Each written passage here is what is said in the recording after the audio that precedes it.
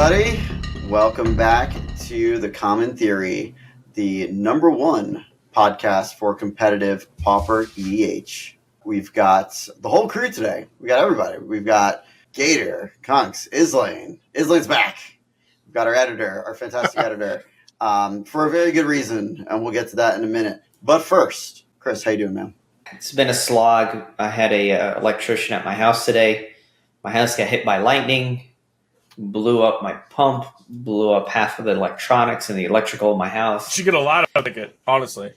Yeah. That's like 1 in a million right there, bro. Yeah, not a good time, to say the least. Costs a pretty penny at this point. Been spending a lot of money doing that. But realistically, I'm still alive. I'm still feeling great. Family's great. Everyone's great. So, I am also very happy that you guys did not get hit very severely by that hurricane. Glad to see you guys are all in one piece. Super thankful that you guys are all right. Yeah, but I mean, besides that, dude, I really can't complain. Like the rest, those are my first world problems. Let's be realistic. I'm feeling great. I'm not sick. Family feels great. So thankful I'm here and can't complain. That's what's up. Franklin, you also survived the storm. Yeah, I see. Yeah, so super fortunate is that I live like 10 miles inland, so storm surge is never going to be a factor for me. That's good. That's good. You play it appropriately. Good job. Yeah, that and my house is built like after Hurricane Andrew, Katrina, Wilma, so everything's all nice and up to code. Right. Yeah. So I can probably safely face tank a Category 5 if needed. I wouldn't want to. Oh, man. Yo, your nuggets are this big, saying some shit like that. You better knock on some wood, bro. Jesus. Yeah, I'll have the shutters up and I'll just be hiding in the bathroom all night, but I'm like, well, he's like, I'll survive. I'll shit myself, but I'll survive.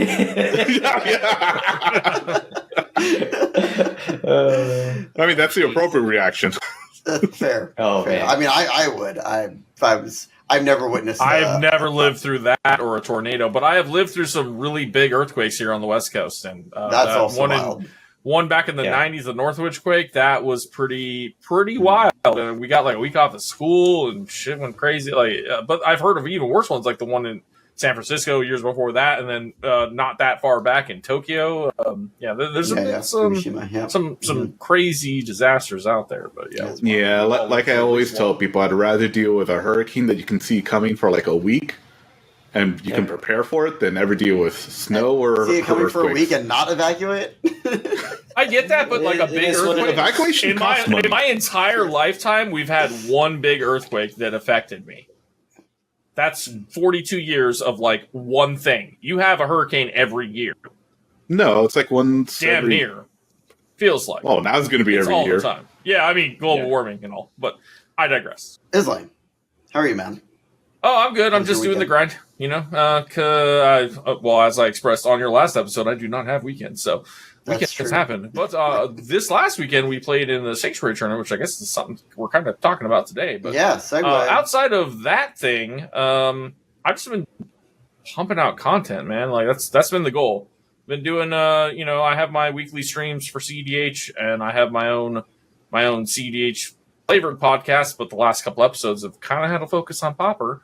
I've also been doing the champion deck series, which is every time somebody that does a Pauper thing and wins, I interview them. So we just recently talked to Heartless, and then I've got something scheduled for Ryan coming up from this tournament. And then I just recently had a really cool discussion with Clay and Derek from the RC about, just the whole RC thing, so that people who may have been disgruntled with the CDH bans and we're talking about leaving the game or just, not being interested in competitive Commander anymore, having a place to go. So, trying to put as much focus and eyeballs on this format as I can to help it grow.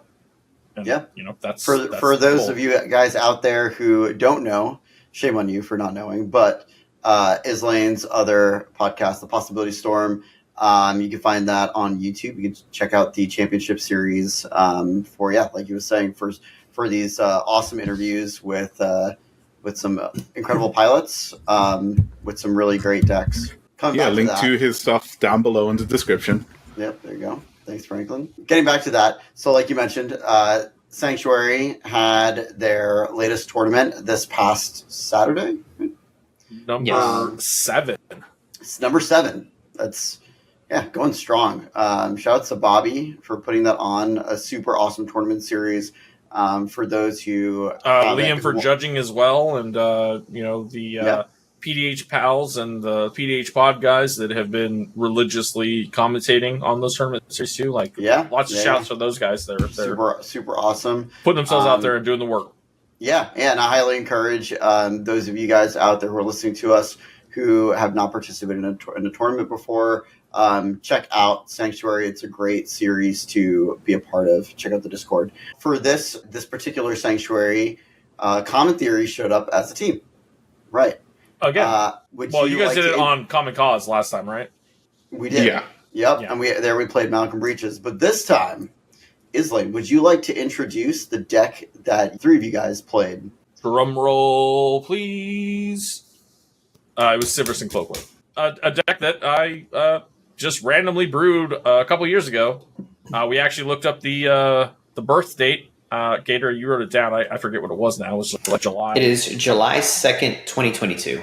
It was right after the Commander Legends 2 set released. I remember because I went to MagicCon that year, and it was right at the same time. And when I came home, I had the booster box waiting for me, and then I opened it and saw all these cards and was just like, man, these commanders and these backgrounds aren't good for CDH, but they really look good for CPDH, and that's kind of how my involvement in this format began a couple years ago.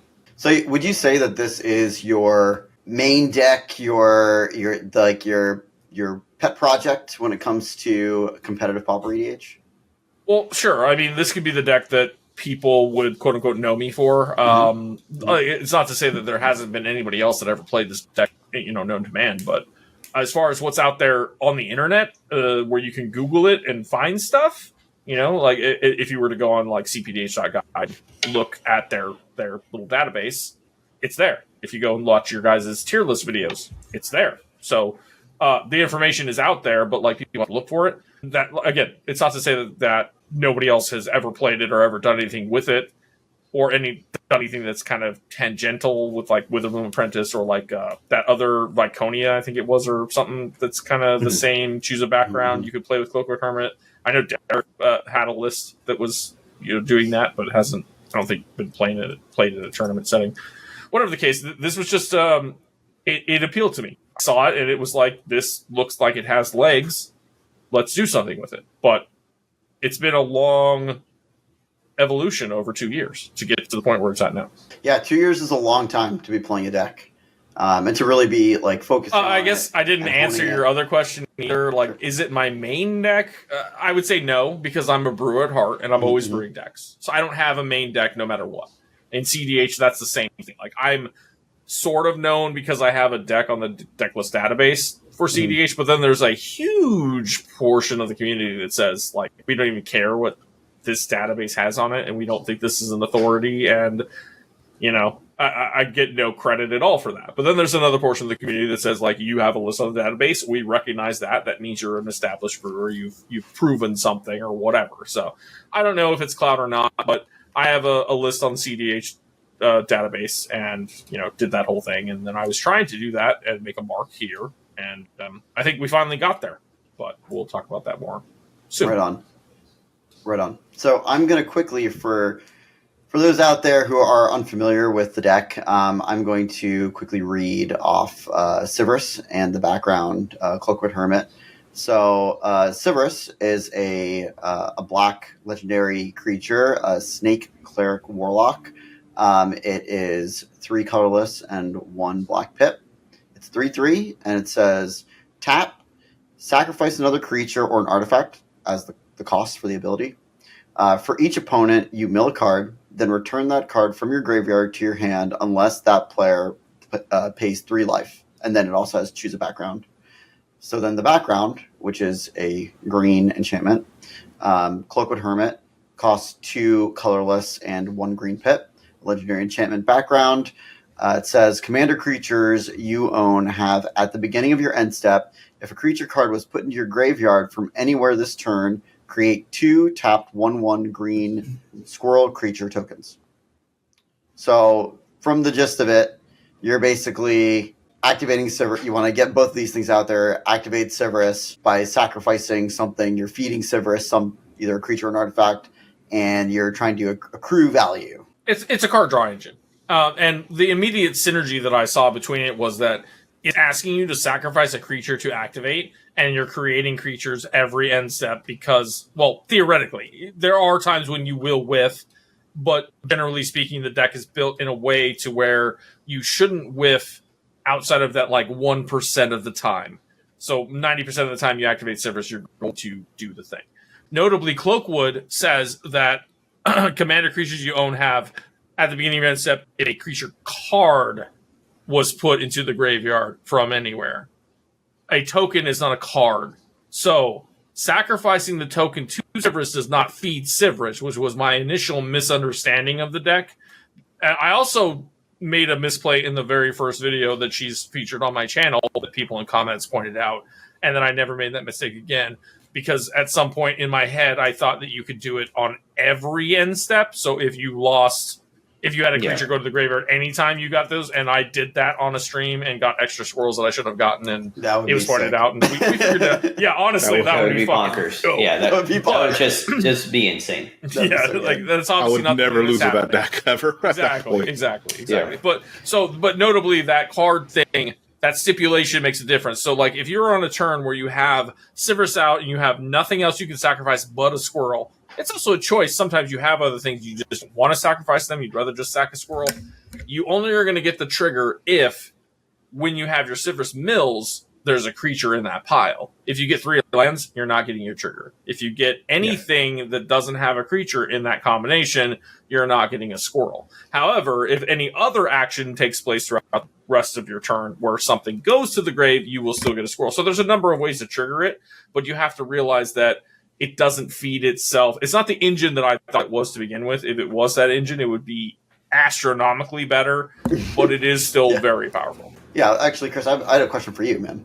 As someone who has played a lot of different types of decks and performed very well with lots of different kinds of decks, from mid-range decks to aggro decks to combo control decks, what kind of deck would you say this is? And part 2 of that question is, what type of person should play the deck? So I think it's we've already kind of said it here, right? So, this is essentially what we're doing here, you guys, this is a deck tech for this. So you're going to learn a lot about the deck, the history of the deck, but you're going to learn why you're supposed to be playing the deck. And I'm going to tell you why you're supposed to be playing the deck right now. Izlain said it. So July 2nd, 2022, right? I have it on my notebook right here.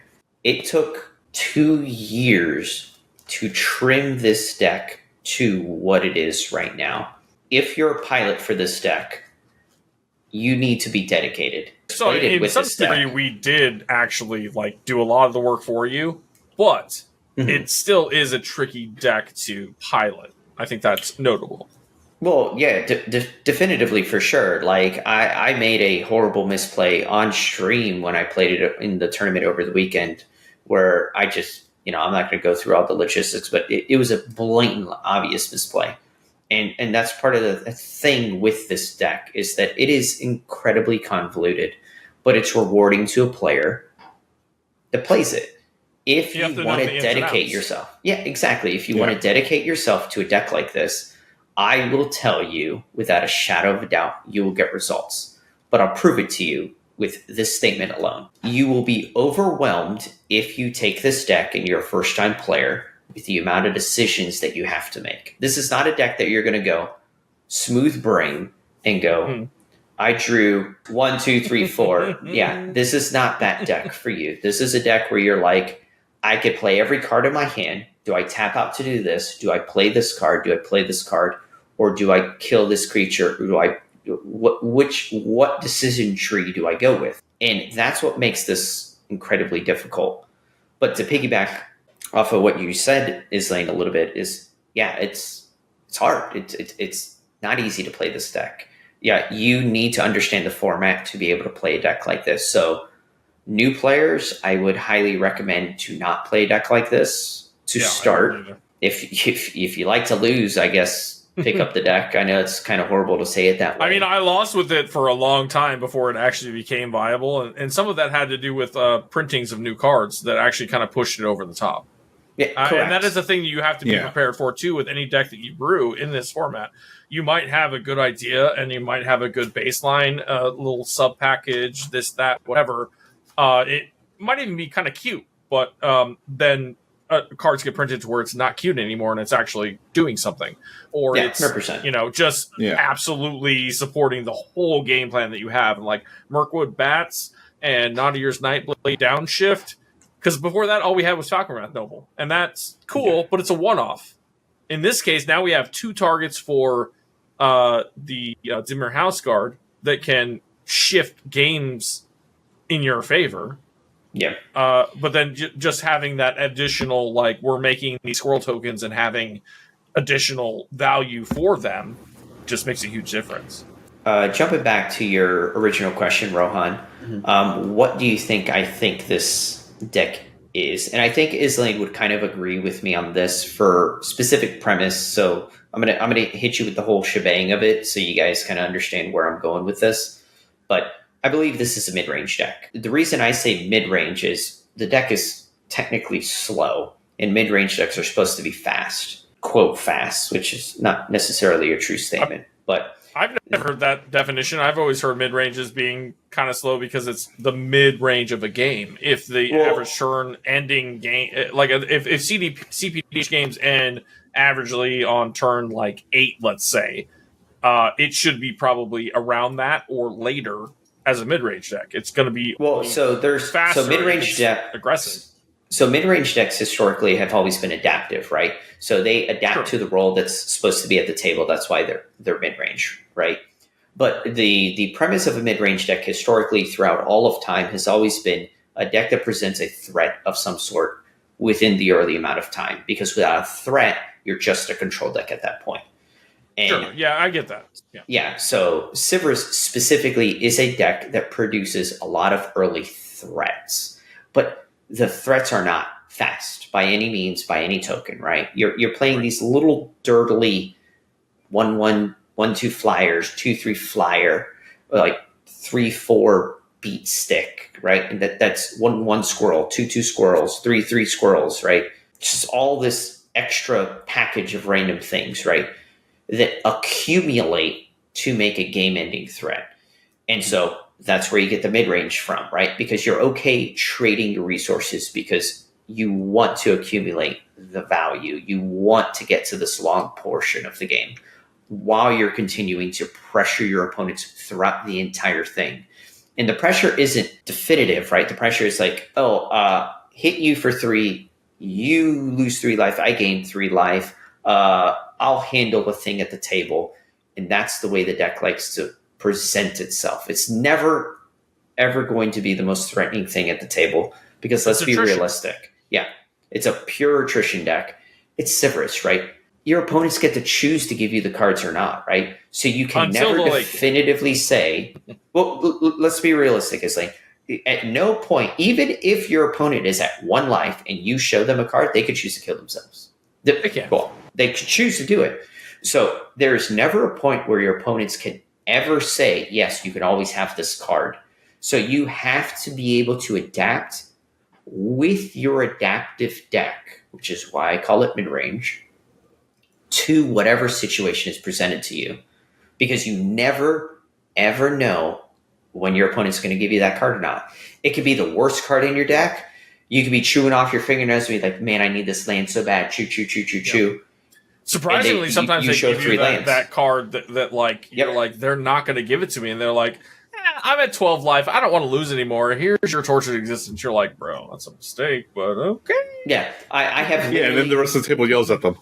Yep. Yeah, exactly. I'm very happy I don't have a face cam during events because I've had situations where they've given me like a card like Tortured Existence specifically as an easy example. And I'm like, that is a notable distinction between like webcam and face in-person tournaments too, is that like we're not running face cams. So like I do on my channel like for gameplay videos, but in tournaments, you can bluff. You can bluff really well because you don't have to show the lie on your face. That's kind of crazy. Yeah. So, but with that said, I think I pretty much covered your questions there, Rohan. Yeah. What do you got for us now? Yeah, so you kind of touched on this a little bit already between the two of you guys. So, like, what would you say your primary win condition is? Like, how are you gonna, like, you got a Sivriss deck, we got a Sivriss Cloakwood deck. How are we winning the game here? I'm hearing a lot of different things. Basically, I'm hearing we're putting out threats, and in the early game, they maybe snowball, get bigger. It's also maybe I'm hearing it's kind of a toolbox deck. You've got a lot of answers, and that's partly from my own experience playing against it. I've seen maybe the most silver bullets coming from that deck that I have in maybe any other deck. You have to play those to like have that answer to like certain things too. So Izlain, let me hit Rohan with one, and then I want you to take over the others. But let me hit you with my pet card, which actually in an event in the most recent event actually played and won with, which is highlighted too. Yeah, Draykeeper. Yeah. Oh yeah, this is spicy. Draykeeper. It's a 3 colorless, a black and a green pit. It is an elf druid. It's a 2/2. It says when Draykeeper enters the battlefield, create 2 1/1 green squirrel creature tokens. Then it has an activated ability for 3 colorless and 1 black pit. Squirrels you control get +1/+0 and gain menace until end of turn. Jesus Christ. That's a finisher in this kind of deck. Yeah. Yep. So and this is a Gator special too. So I'm glad he brought it up because I didn't have this in my list, even though it was something I had looked at. Because I did look through like on Scryfall like squirrel synergies, just because we're making squirrels. If we could have Chatterfang and Pitiless Plunderer, we have some spice, but unfortunately we don't have that. So, but it is definitely a very, very good card that we actually ended up cutting at some point and then decided we needed to put it back in because it is that additional finisher. I mean, it's essentially the entire premise of what this deck is trying to be, right? When you play this card, so in the event, like as the example, I mean, I could even say this as the example of what I've done with this card in many games, even prior to the event, and in other events here locally. I'll put the card into play. It's the most non-threatening card to people. It's like a 5 mana. Honestly, the way I like to compare it is it's a Siege Gang Commander is the way I like to compare it. Yeah. And people look at it, they're like, it's a 5 mana, you put 2 squirrels? Sure. Yeah. And I'm like, yeah. And then they swing at me and I block, and then I hit it with an Undying Effect, and then I get 2 more squirrels. And then I got 2 squirrels at the end of that turn. So then I untap with 6 squirrels. And then I have 8 mana. And then I dump that and make 16 power in squirrels. Actually, what's it? 6 times 3? 18 power in squirrels. My apologies for the math. And then people are like, oh crap, I didn't realize. And that's like the baseline, right? I didn't say that I had other squirrels. That's just what it created in that moment. That's not saying that I don't go Tortured It Back, Reanimate It Back, Dread Return, like all of these cards that continue to revitalize this card. Card's bonkers. But the reason the card is bonkers has one specific keyword that people like to overlook. Menace. Exactly. The menace on that card is dumb. And ironically, Menace is fucking busted. Yeah, that's how I win because I go swing. They have menace. You want to trade 2 of your creatures with attackers. 1 squirrel? Yeah. Like, it's not profitable for your opponents. And all you're doing is sinking mana in. And they think they could kill it, and half of your deck is bringing cards back from the yard. So it's never a profitable card for your opponents to even want to kill. It is a little expensive. It gets to a point where like you can't play it like early game. If you do have it in an early hand, like it is going to be then you just hold on to it and it's a finisher. Yeah, exactly. Yeah, but let's pick on the guy that literally has played the deck in one event ever and had never picked up the deck before. Let's actually see and pick on the newbie, because that's what he is, and see what he believes the finisher of this deck is. Yeah, so we could kind of show that premise. What do you got for us, Frank? So as Izlain mentioned, we have Gary in the deck. We also have the other drain effects, such as the Falconwrath Noble, the Mirkwood Bats, and the New Year's Nightblade. But for me, one of the better finishers for the deck is Dread Return, where we could just bring back Gary or one of the other bigger threats that we have. Okay, hang on. Your Dread Return you consider a finisher. Do you see how like that doesn't like add up here? Yeah, because we have Gary already on board, right? Then we kill Gary with Sivriss, and then Dread Return it back with the squirrels that we have. Well, it's more that was kind of essentially what I was gonna say was that, but it's not Dread Return. It's more just Grave Flickering. You sack Gary, you play Gary, you get whatever you can get. And I did this in the tournament where it's like, okay, I play Gary, I ding everybody for 8 because I have that much devotion, and then I sack it to Sivriss and I feign death it, so it comes back. I ding everybody for 8 again, and then maybe I ding them for some more because they don't want to they don't want me to have the card. Or they're so low that I just get extra card draw for free. And then, after that, you can continue to either flicker it by sacking it to something or... So let me hit you with this, Izlain, because you're alluded to it, and by Franklin's statement here, which is very like, that's kind of what I wanted to pick on the new player for, right? Like, what do you think is like a good card? And he's not a new player, but he's new to the deck, right? And Dread Return is one of the cards that he mentions here, which is kind of absurd. It's a fantastic card. But like, doesn't that kind of prove what we're kind of discussing of why this is kind of a deck tech for this deck, right? Dread Return isn't a finisher, in my opinion, but to Franklin it is. But why it's a finisher is because the synergistic properties that it holds within the deck itself. And I believe, as the creator of the list as a whole, I think you could agree with me that the deck is based upon synergy. Every card isn't anything without the other cards. And if you combine these cards together in the form that they are, now they're worth a damn, right? Right. Like, do you agree with that, or? I do. There's a lot of cards here that you would look at and be like, I understand why you're playing this. For sure. But then there are cards where you might be like higher or lower on, depending on your play style or your opinions or whatever. But there has been enough play testing to where we have found the things that were weaknesses that we could shore up, and then also the things that like were strengths that we could add to give more redundancy. So it's kind of been like a tug of war between like just all these different options that could exist, but you only have 100 cards you get to choose from. So regardless, end of the day, it is like we found all of the cards that do something that help the list, and there's been a lot of examination of cards that are, maybe 1-to-1s or very similar effects that could be run in the place of something that's already here. And we could potentially swap out some cards for other cards that are on tangential, levels, but that doesn't mean that the deck isn't really solved. I feel like the deck is pretty solved at this point, outside of future printings of things that might add redundancy or just be strict upgrades to certain cards. I think we've kind of run the gamut of everything that could be, and we've, cut things that just didn't work, and we added things that we felt were better. And it's a work in progress still. But that's any deck on the format that's actually performed is still a work in progress, and it always should be. And if it's not, it's never going to be consistent because you have to continue to improve all of these things.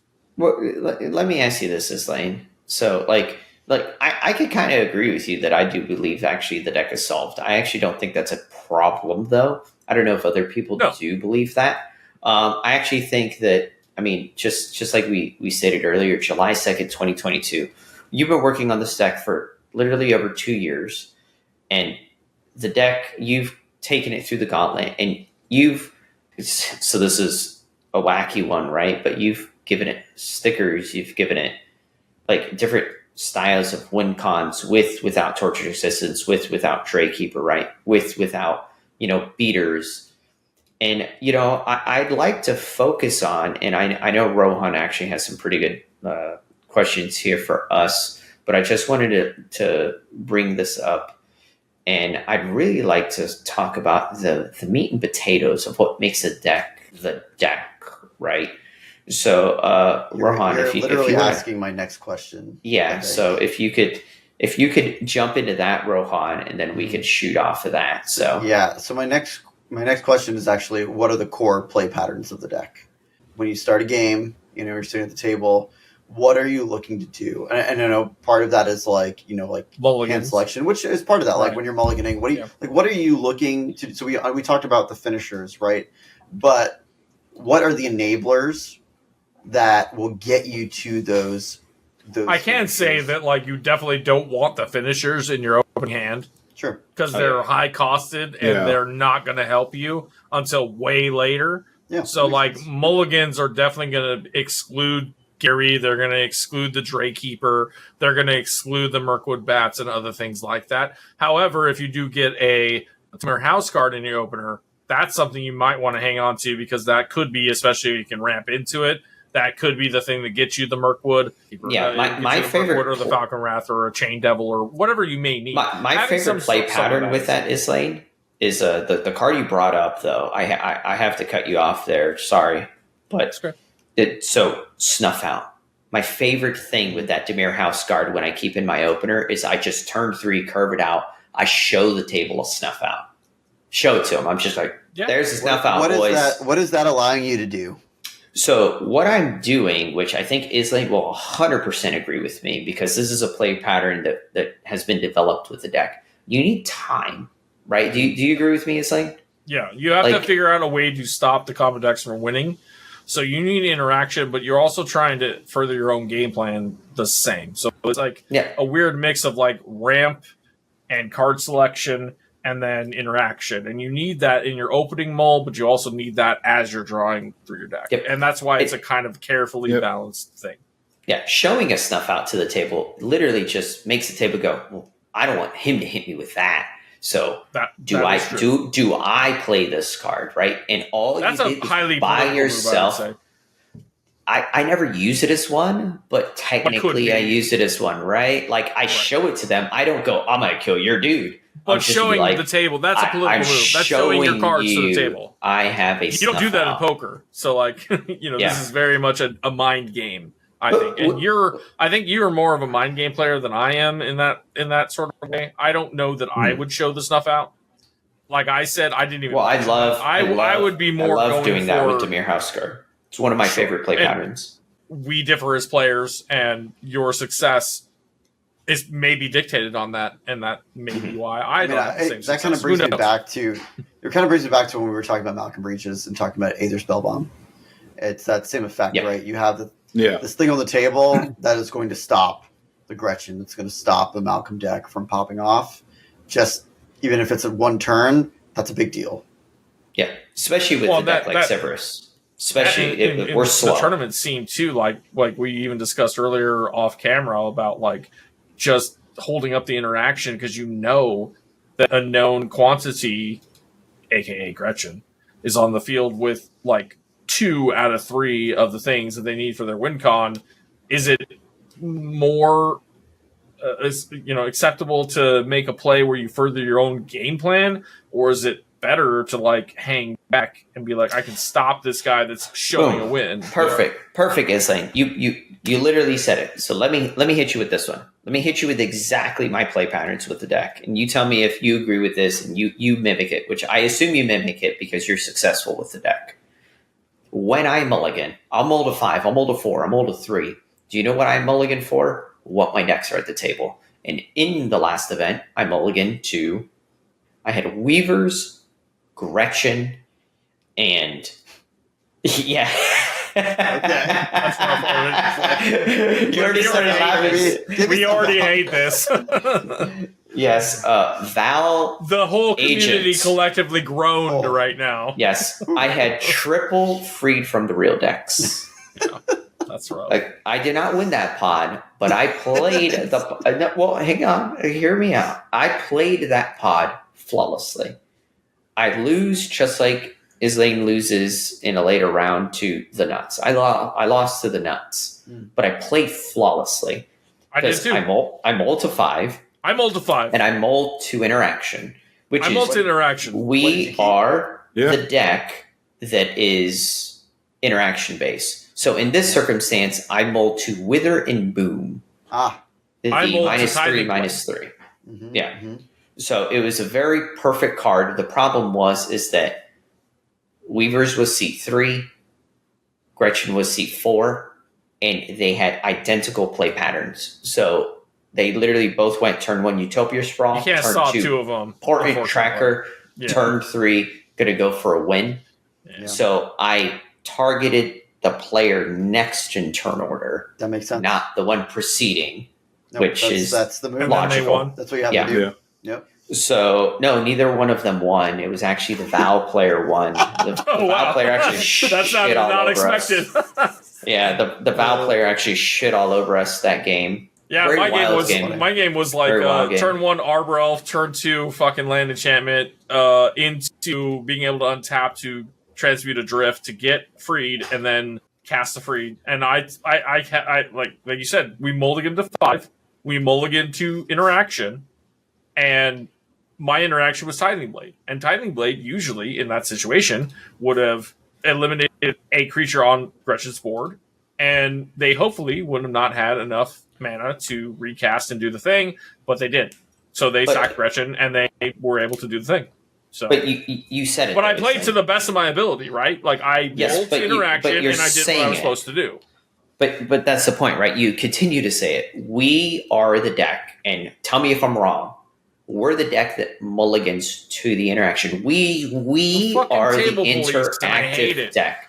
Yes, that is the thing that we have said earlier as a negative right? to the deck itself, is that you are kind of but we are not keeping the hand that is like turn 1 Dork, turn 2 Ramp, turn 3 Commander, turn 4. I've kept those hands, but let's be realistic though, right? Like in a tournament situation, you're not keeping that hand, man. You're mulliganing. No, because you still need interaction. Yeah, you're mulliganing to 4. We're going to be the table police. Yeah, we are. Yeah, go for and in my games, I stopped wins. In my first game, I stopped we're not a win. the race deck. In the second game, I tried to stop a win. In the third game, you and I both fucking butted heads trying to stop each other. And you and I were in control of the whole game, outside of Dalek getting to the early win or early lead, and then all of us going like, hey, let's kill him.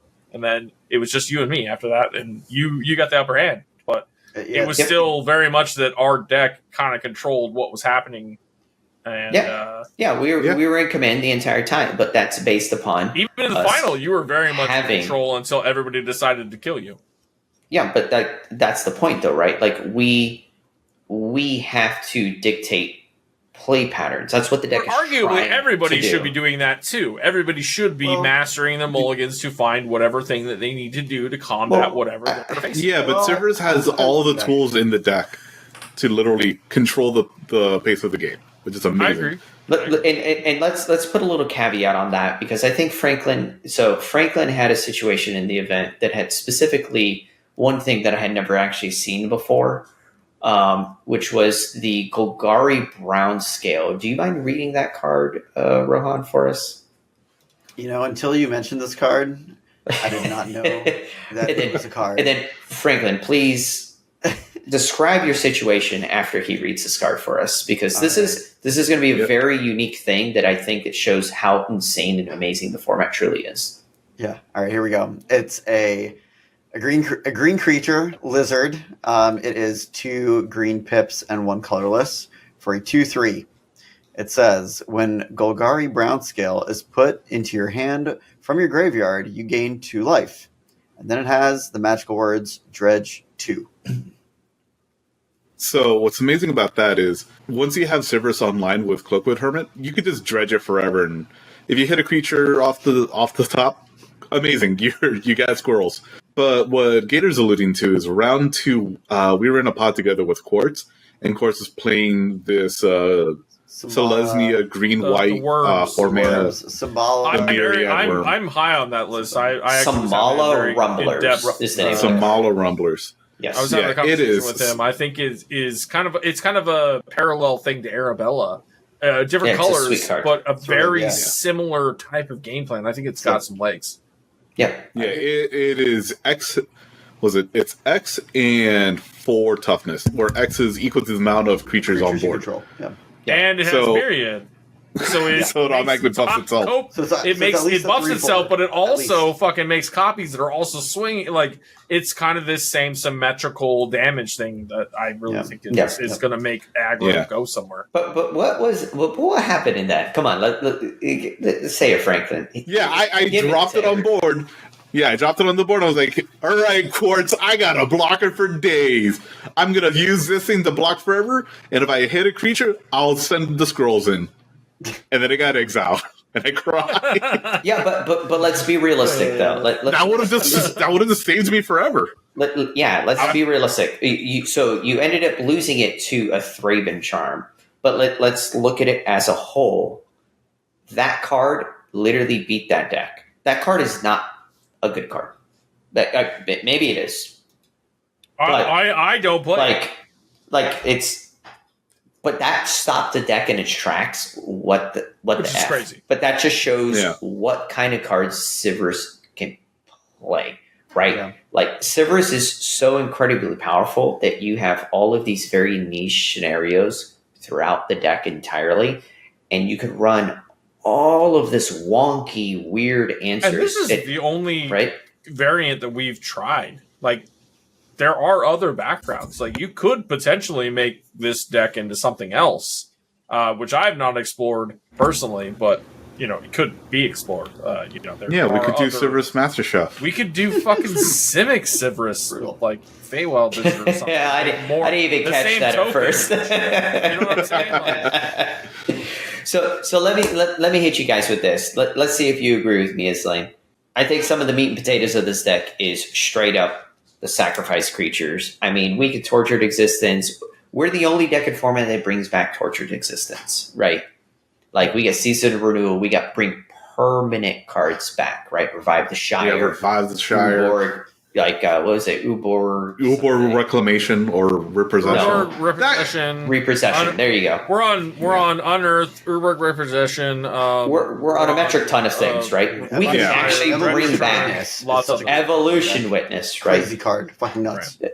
The deck is, but like, look at the web diagram that we're creating, right? Like, we are not a deck that says we have one card that does this thing, right? We don't do that. We're a deck that says we have 5 things that do this one thing, and then we web off of that, but then we bring it back to the center again. That's how ridiculous I think this deck is. You know what this deck reminds me of? And it kind of goes back to when I was saying, like, what kind of person should play this deck. I feel like this is our format's Tayum. Oh boy! Yeah. Oh, I can see that. I can see that for sure. It's not a It's a lot of moving. It's a lot of moving pieces. I hate that you say that. I hate Tayum too, but Tayum is definitely a learning curve deck that has a lot of moving pieces. I can agree with that 100. It also is kind of like a Crick deck, because Crick is also like this 1,000 fucking moving pieces. But like, it's less colors, but it is very similar on that. The things that I've seen this deck do that always amaze me are like things like looping like Voracious Varmint to make anything. We saw that on my channel. Yeah. I have never seen another deck be able to do that. Straight up. Nope. So the Tayum thing, right? I hate that you say that, and I will. You're not wrong. That's why I hate that you say that. But I have to agree with you, and the reason I agree with you is because during the last tournament, I was like, guys, let's go. Let's pick up the pace. Let's go. Let's play the game. You made your decision.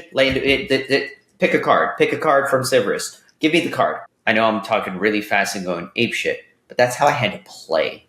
Yeah, because it is a thing that encourages people to play, because people will sit there and be like, and it's should I give you the card? Should I not? And it's like, it's a really cut and dry answer. You want to take 3 life now? You're at 30 life. Take 3 life. It doesn't matter what it is. Take 3 life. It's easy. Just make the decision. Wait. We played against each other, and it was super easy. You were like, Izlain, this is what you got? I'm like, yeah, take 3. Yep. Or here, have it. I don't care. Like, it's a very easy decision, and that is something that even the community should learn. That's unfair. Hang on, Izlain. Hang on. That's unfair. It's easy for you because you understand the deck. So that's a bit unfair of a statement, right? Yeah, sure. Like, and this isn't something that is a normal thing. There aren't a lot of cards that present you with, like, you have to make this choice every time. Weird decision trees. Yeah. But I'm going to tell you right now that if you have the life to pay, you just pay it.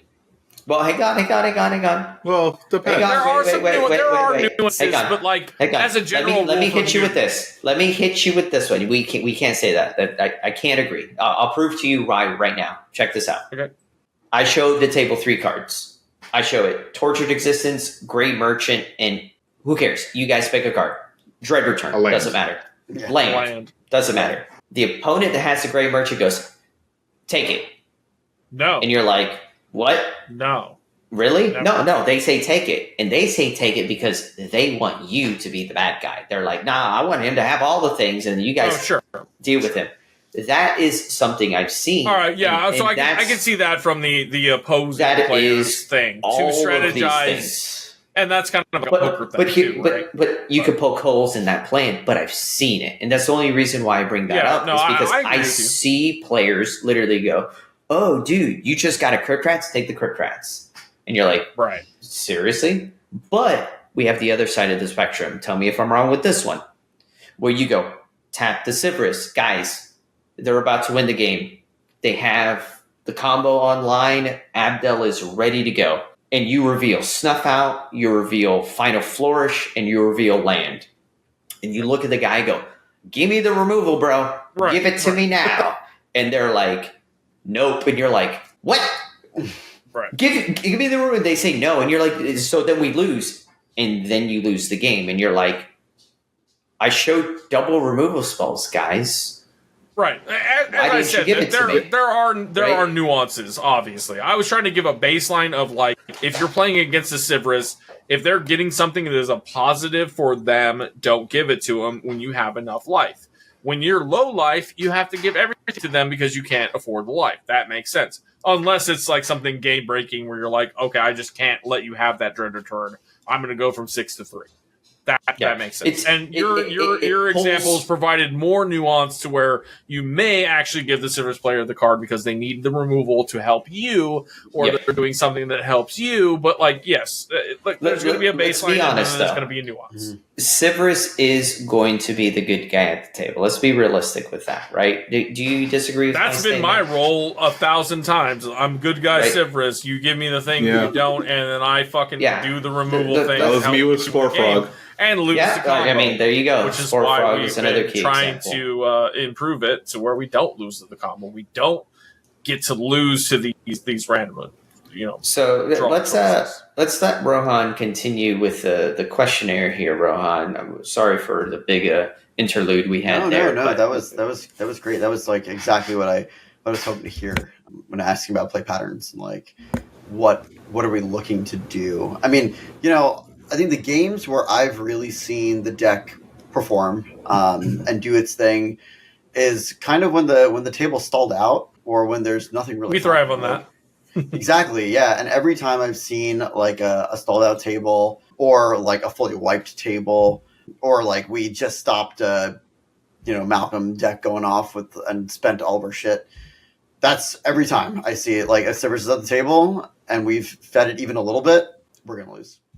Yep. Like it breaks parity very well. Which is why Gator's own daughter eliminated me from a game where like maybe tournament results would have been different if it went different, but she went at me hard because she was like, I've been playing against my dad on this deck and he kicks my ass all the time. Yeah, she wasn't playing against me with that deck at the time. That's the crazy part. She was playing against the local people playing. Oh, okay. My deck. I just remember her expressing that like I've been playing against this deck a lot and it's powerful and it scares me, so I'm just gonna kill you. And I was like, I'm not the threat. Puzzle's on Gretchen. Kill Puzzle. It's not me. And she killed me anyway. And then Puzzle won, and I was like, I told you. But like learning experience, and she's also a young player, newer to the format, and yada yada, or newer to Magic in general. Because like all of us are old men. She did her best job. The sack creature loops.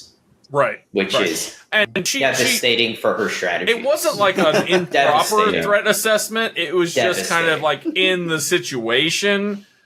I was not the thing that was going to stop her from winning. She needed to kill Gretchen, and then she could have easily killed me and just taken the dub, but she misaligned her threat, and it was like, I couldn't say nothing because we're in a tournament, and then after the fact, I'm talking to Gator, and I'm like, you need to talk to her, because that was wrong.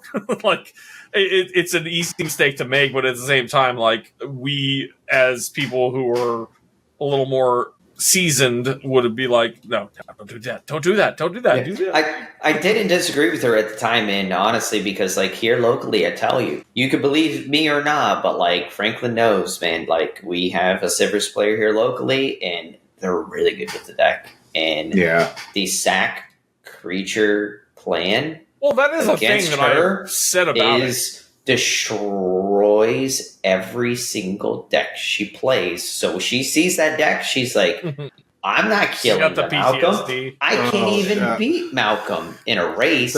Why am I racing the Malcolm? You will always beat me in every game if we go to turn 10. You're dead. Yeah, Gator, that's what happened when I practiced against both of you that one time. I listened to her. She was like, no, please don't kill my one Ketis. I was like, I honestly should, just so I can win. But I won't. I think I can still maneuver my way around this without having to edict everything. And then we died. And then we died. Right? That's right? Like, that was Keleth, actually. Keleth and Ketis. Okay. But yeah, same shit, right? Like, we still tied. That's a perfect lead into my next question, which is my second to last question. Well, the last one is really about updates to the decks and some changes. But for those who don't play Sivriss Cloakwood and have no intention of playing it, but are invariably going to play against people who do play it, what should they be looking out for? What do you do when Sivriss Cloakwood is sitting across the table from you? Maybe Franklin, if you want to take a shot. Yeah, having some time playing against it a lot, and now finally playing with it, you just kind of have to make sure that you let it lead the dance that it's trying to do, right? Because, like, as Gator and Izlain said, Sivriss is trying to be the good guy at the table. Mm-hmm. Just let it do its job. And then you can cut it at the knees and shove it down a cliff. But let it do its job. It does very well at slowing down the rest of the table, slows down other mid-range decks with a combo finish, slows down the aggro decks by constantly reanimating Spore Frog. Just let it do its thing. It's already helping you out by draining everyone's life. Yeah. So you're saying basically try and play sort of gracefully around it. Yeah. Exactly. Yeah, I would highly recommend that exact plan. Right, it's Sivriss, dude. Like you just let it sack and do the thing. And like, dude, you whiff. Like that's the irony about it. Like sometimes you show 3 lands. The number of times you flip over 3 lands is pretty high. The deck plays 28 lands. For the record, I'm gonna throw that out there for you guys. 28 lands. Happens. It's one of the lowest land counts in the format. Alcadron. You show. So funny story about 3 lands. I get it. In the event, I did show 3 lands. They're like, oh, we probably shouldn't give him. They were like, oh yeah, take it. And they were like, oh wait, shit, we probably shouldn't because he's missing land drops. I'm like, thanks.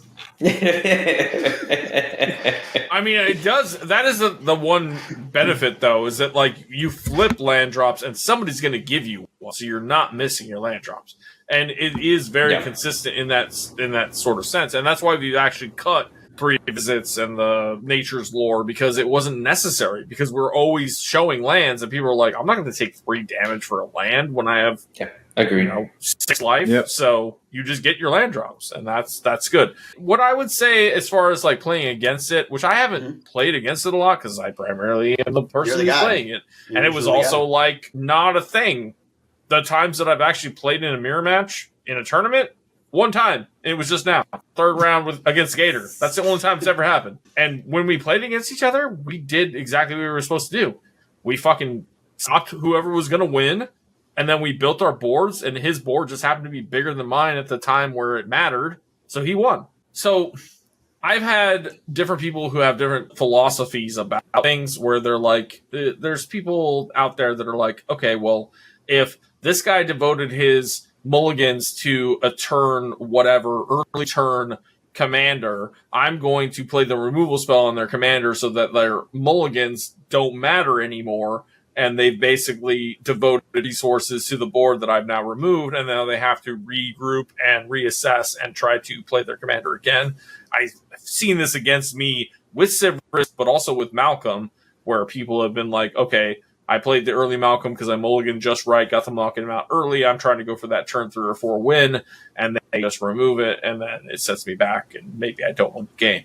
I've also had it where I've played Sivriss and people are like playing Malcolm Kedis or Gretchen and they remove my Sivriss instead of one of those other creatures. And I'm like, what are you doing? Sivriss is such a slow, weird advantage engine that, like, no, who cares, dude? And you get to choose what I get. It's not like I just tap and draw 3 cards. You get to choose if I fucking get it. So it's stupid. Like, why would you remove this? That's the fear of the unknown, though, man. We can't base things on the premise. Those people get to choose what I draw. Yeah, but it's unknown until it's visibly seen, right? Because you're going to flip 3 unknowns, right? It's like the Kalia factor, right? Like, that's a really easy, like, you're thing at 30 for you, life, like, and you're presented with a card, and you get to choose if you take 3 life or they get the card. Yeah, no, I'm at 30 life. It's still the fear of the unknown, though, right? Because if I show triple removal spells, tables shitting themselves. But you've agreed to me 1,000 times over that you don't remove Sivriss because it's not worth it. I don't think it's worth it. I don't ever kill a Sivriss. I think it's ridiculous to kill it. Oh, No, you don't need to. I'm gonna 13 turn clock, bro. If I can get me. Well, and also, like, I'm playing fucking like any Kedis or Scholar. Dude, this shit out of here. Fucking Sivriss. But, like, that's the thing. It does take some skill, though, right? All right, Rohan, what was your last one you had there for us? All right, so the last one is I just wanted to look at some of the changes and personal tweaks that you guys have made from Izlain's list for this tournament, which aren't many. It's looks like we've got 8 cards that are different here. What I'm going to do? Why don't you actually describe them yourself, man? Like, just kind of go through them, and we could give you our tits and bits. It's not really very much, honestly. I think these are based upon. I think Izlain can agree with me on this, even before you even say the cards. It's just literally personal preference. Sometimes I like this card instead of the card, and that's it. Truth be told, but hit us with the cards. Cool. Yeah. So we already talked about the Golgari Brown Scale, right? Yep. It's one of them. So we've got a Steve. We've got a Sacro Tribe Elder. I mean, I'm just guessing this is just a ramp piece that you felt like you needed some. It's not a bad card. More. It's nothing I ever considered, but it's not bad. It's just cute because it gives you the trigger the turn you do it, right? Turn 1 Elf, turn 2 Cloakwood, turn 4 Sivriss, turn 5. Yeah, and it's mana fixing because a big issue with this deck before was sometimes we see one color or another, so this kind of helps out. Yeah, I mean, being able to recur that also is huge. I actually did that in the event. I actually brought Sakura back 3 times, which was sauce. Yeah, Jesus, it helped me out a shit ton. Like, were you stacking swamps with it to like a rat? Yeah, I had a Kirk drag. So yes. Yeah, there you go. Yeah. That's when I saw. I was doing it without the table knowing that I was doing it. Yeah. And I was just building the swamps and letting the shit hit me until I built the big ass Crypt Track.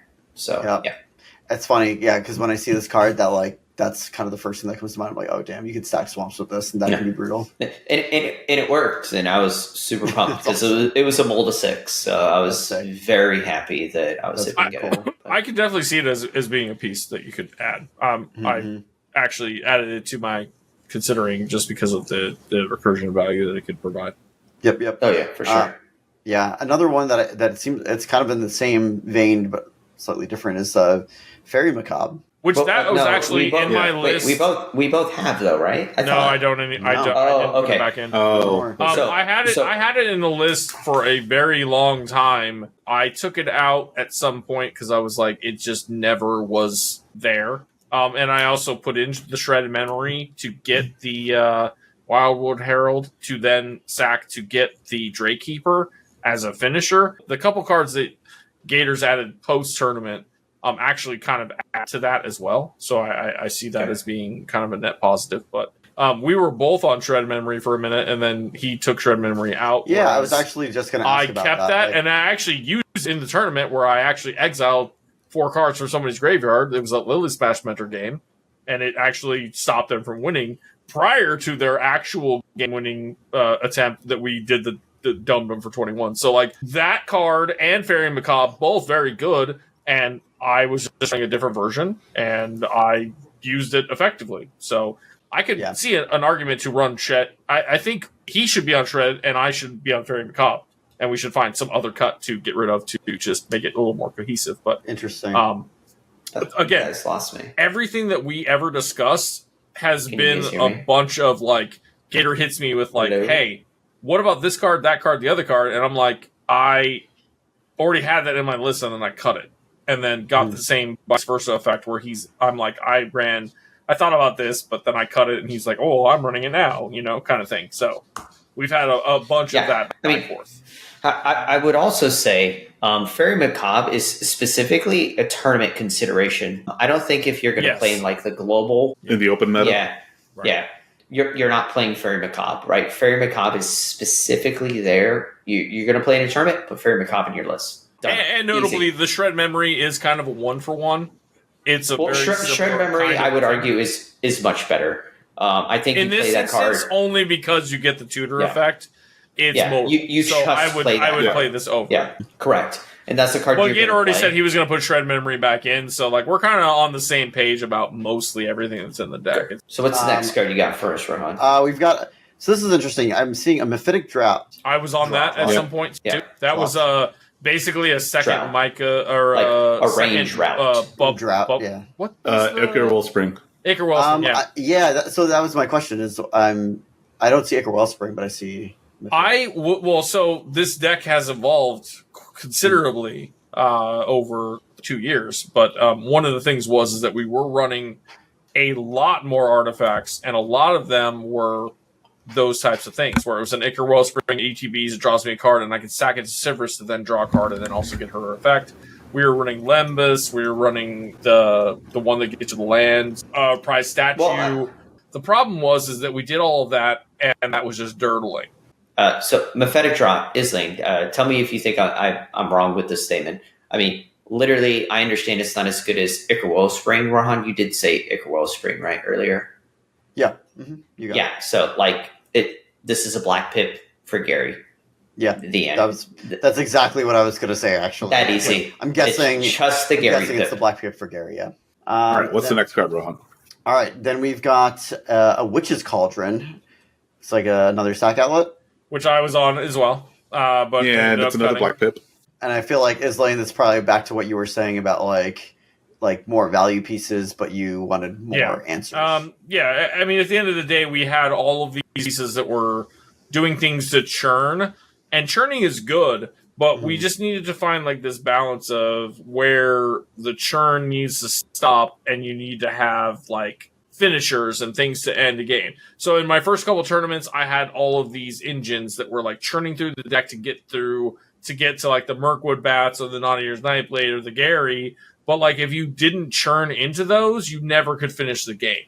And now we have additional ways where we can do the ETBs to get, like, the Wildwood Herald, to then get the ETB to get the Draykeeper, to then, or LTB or whatever the case the triggers are. We have a couple other lines that get to things that are finishers. So, like, at this point, I think the finishers in the deck are Gary, Draykeeper, and the bats and the drain effect. Yeah, the because drains. if you can get a loop, when I say loop, it's not the same thing as in, like, CDH, where there's, like, a loop that's deterministic. It's going to keep going until the game ends and you're going to win. It's more of a loop of, like, okay, I have a tortured existence and I have a thing that I'm going to sack and then get back, and then I can do this, that, and the other thing, and I'm going to drain you with these effects over time, and eventually you're going to lose because my commander's doing it, and then I have the other pingers that are doing it, etc. So it's just this goes back to what I'm trying to do with Arabella. Basically, it's like the same thing. It's an attrition over time, whereas Arabella is more of a aggro list that does XYZ things that are all synergistic to ping the table, I'm also still attacking. Whereas this deck doesn't do a lot of attacking. There is a lot of like sitting back and just kind of like, I'm just draining you with these effects. I'm trying to create an aristocratic loop that kills you. Or, with the Drake Keeper, we do have the combat backup too. But I digress. But it's just a lot of different synergies that come together to do the thing. Are you saying, Izlain, it's a deck that pivots mid-range styles? Sorry, I can't be like you, Rohan, man. I don't have. I'm not old enough to grow the thing. Same with you, Izlain. I still can't grow. Oh, all three of you have it? I'm the only one without it? Jesus, I didn't realize that until just now. Yeah. Now I'm just feeling bad. Thanks, you guys. I'm the oddball. All right. So I'm going to pretend to rub my scruff. Well, it's okay. It's a mid-range pile, right? Of ours. Yeah. Oh. So it's an actual mid-range pile. It's an actual mid-range pile, right? Because you need a pivot. Yeah. Right? I mean, do you guys disagree with me? You need to be able to understand how to pivot to acquire what cards you need to acquire, right? If you're a CDH player, this is what we do. You're doing the thing. We pivot. You have to have that incremental value. Do you disagree? Is saying yes or no? No. It's all about value, engines, whatever you can do to further your own game plan. But then also having the answers to popular strategies. Exactly, which the deck does, and the deck is conformed to be a tournament-capable deck with answers. Now, Izlain. I mean, at this point, not least, it's gotten the top 4 in Sanctuary. Son of a bitch. Why are you going to steal the thunder, bro? Okay, I'm still asking my question. Izlain, how do you feel now that the deck has a top 4 performance, and how do you feel about the list overall? Just generally. So you told me in the past that it got wins, top 4s, whatever, in your local meta. But unfortunately, some of those results were not reflected at the places where data is being collected. So, as I said in other streams, videos, whatever, like that, I don't have receipts, so I can't claim those things as fact because nobody can look them up. It's hearsay at this point because you told me. I believe you. Kunx has backed it up, so I believe you guys. I think that actually happened, but I can't verifiably show that. Now, in this case, people who are affiliated with Sanctuary have played in tournaments, have been paying attention. Everybody basically in the sphere, the pals, the fucking RC, all those people know now that it's made a top 4, and that allows me to put a pin in it and go, it's done its thing. It wasn't me that piloted it, and high five to Rohan here, who also had a deck that he brewed that he didn't get to take to the final, but Kunx did. So, we're at opposing sides right now, where 2 of us have brewed a deck, and the 2 of you have taken it to a final. But that just proves that those decks are good enough, and yada yada. So now we're moving on to other things, and that's what people do when they're in that competitive sphere. Like, you prove your thing and then you move on. Like, let me hit you with this last thing. We've said this 50 times, and I think people are going to get pissed off because I keep repeating this. But I think it's such a huge deal. And Rohan, actually, I'm going to question you with this one, not Izlain with this. Izlain started this deck, which we've already said once, July 2nd, 2022. Looking at my notes. That is a long time. What are your thoughts on that overall? It took this long. It's top 4. It top 4 in our local events. It won one of our local events. But as you said, receipts now. But he has his own receipt now to be able to see that it top 4'd. What do you think about that overall from your perspective? That it takes that long for a deck like this to be converted into a win or even developed as a whole? What are your thought process on it? I think you said it really well, when you said that this deck is, and the style of deck is extremely complicated. It's convoluted. It's a toolbox deck. It's not straightforward. It packs a ton of silver bullets. And when you have a deck that is built that way, like a Time, it requires a lot of knowledge, of course, of the cards and of the card pool, of which, and the format. is fucking humongous. Right. It also requires a really deep knowledge of the meta, which of course is always changing as the card pool grows. So with a deck like this, it's literally constantly changing, as the meta is changing. So I think it takes a really, really long time to develop a deck that's quite like this one. Whereas, a deck that's just trying to go super hard, super fast, like a Weaver's deck, which still took a little while to develop, but developed much faster because it has a very straightforward game plan. It knows what it wants to do, and you go on Scryfall, you can find those cards. You know what you need. You need untappers, you need land. But with a Sivriss Cloak, with this kind of deck, it's not like that. You can't just be like, I need this very niche graveyard hate piece. And surprisingly, that's exactly what we needed, but we just had to dig through the options. Depending on the meta at that point in time. Right. But maybe you didn't need it 2 months ago. So the list has to evolve. With a deck like this, it has to keep moving. It has to keep evolving. And so it's like hitting a moving target. It's a tough one. I think it's a very challenge because of that. It's both challenging to play and it's challenging to brew and build and to keep it up to date. And it's going to change as time goes on. Well, yeah. Well, the up to date thing I think is the most important thing, right? With a mid range deck, it has to stay up to date. All right, and with that, thank you so much for joining us today. If you want us to pilot the deck to top 4 at either Sanctuary or Common Cause, join our Discord. Drop the deck list in the deck list channel. We'll discuss it. We'll choose it as a community. If you've watched this far and you're not subscribed to the channel, why haven't you? What the fuck, man? You already made it. You already survived 50 minutes with us. What are you Just hit subscribe. Click on the bell. Doing? Yeah, we started an RSS feed, which I'm going to slowly start uploading the backlogs of all the old episodes on there. Wow. So we're going to be on Pocket Cast, which was a recommendation over on Reddit. We post everything over on Reddit as well. Spotify, YouTube, we're on TikTok. And if you haven't supported us on Patreon, go down there. We have different tiers. We have the $50 tier, which we will help you out and have one-on-one conversations. And then we have all the lower tiers to help out our editor. And with that... Or there? Or wherever Izlain is relative to me. He's over there for you. He's down here for me in the recording, but I don't know where he is. I think he's over there. I think he's over there. Or maybe over there. Jesus Christ. So with this Brady Bunch of an ending... He's right here, guys. He's over there. OnlyFans forthcoming.